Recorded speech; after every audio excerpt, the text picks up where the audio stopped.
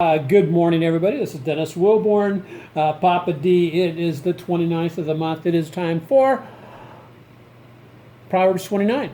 So I want to thank everybody for joining us again.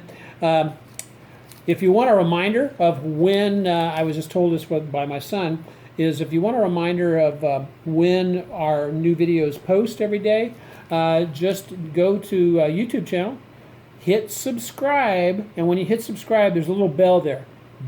Hit the bell also, and you'll get a notification when we've posted our new video. So again, please go there and subscribe to us. As I start in Proverbs, I have to tell you a real quick story. Why do I love Proverbs so much? Why do I sense that this wonderful book was given to us by God to be, as I said, the boundaries to our life? I mean, basically, we if you're applying Proverbs to your life, you know when you're out of bounds. And the reason why is, God knew what kind of a man I was going to grow up to, young man I was going to grow up into, knew I was going to be kind of a prodigal son, knew I was going to want to be my self-ruling, if you will. And my mom bought this little plastic plaque for about 79 cents at the 5 and dime store. And it was Proverbs 3, 5 on through. And it goes along the line, trust in the Lord with your whole heart. Lean not on your own understanding. In all your ways acknowledge Him, and He will direct your path. And, after I did my prodigal son thing and was far away from God, far away from the family, that verse came to mind. And I knew that God had intended for me to take that as my life verse, because I have a tendency to not trust in the Lord with all my heart. I have a tendency to lean on my own understanding and not acknowledge Him in everything I do, and I have a tendency to want to direct my own path.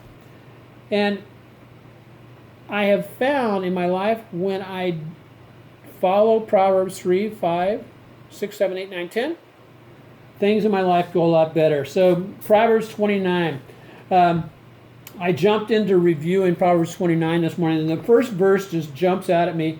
It says, "A man who remains stiff-necked after many rebukes will suddenly be destroyed without remedy." Now I'm going to stop right there a moment, and I don't know if you can see this or not, but you can see there's a little note there. That was a note because that was a verse that my wife gave me on the 12th of June, 2011. And the little note I put in here, Michele gave this to me. What does it mean?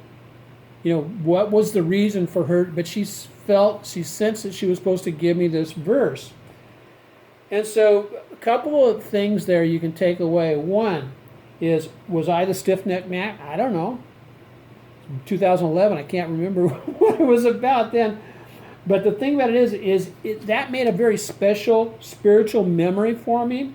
And so don't be afraid to write in the Word, because you'll have areas where just hit a date. It means something to you. And so again, I know that happened on the 12th of June, 2011. Down here a little bit later, I've got one from February 2016. And I just keep going on, and I have these highlights to highlight the benchmarks in my life where God had something special for me. And so I get into the rest of the book of Proverbs, Proverbs 29, and it says, A fool gives full vent to his anger, but a wise man keeps himself under control. Maybe that's what Michele was talking about. Maybe I was a stiff-necked man, because I used to, anger used to be an issue. So, hey, I want to encourage everybody to make a proclamation over their house. Men, this is something for you to do for your household. Ladies, if you're the head of the household, make it for yourself. Make the same proclamation that Joshua made in Joshua 24:15, where he says, "As for me and my house, we will serve the Lord." Make that your proclamation to God. Have a great one. 30 Proverbs tomorrow. Aloha.